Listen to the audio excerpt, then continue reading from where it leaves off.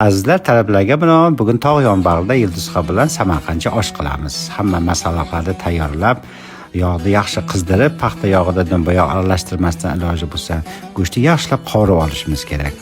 Ta'bga qarab ozgina piyoz qo'shsak, ta'mi chiqadi, rangi yaxshi bo'ladi.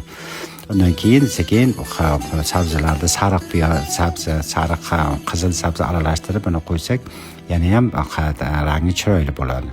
Keyin suv solamiz, taxminan 1 litr atrofidan, yumshoqroq pishishiga yordam beradi. Yana ta'bga qarab tuz qo'shamiz. Albatta o'tilgan no'xat, chesnoqlar qo'shsak, yana ham ovqatimiz ta'mi yaxshi bo'ladi. Albatta biz alanga guruchidan ko'proq ishlatamiz. 1 litr suv solib qilib, sekin dimlashga tayyorlaymiz. Keyin 20-25 minut dimlashga qo'yamiz va nihoyat oshimiz tayyor. Endi yana ozgina kutganimizdan keyin sekin oshni suzishni boshlaymiz.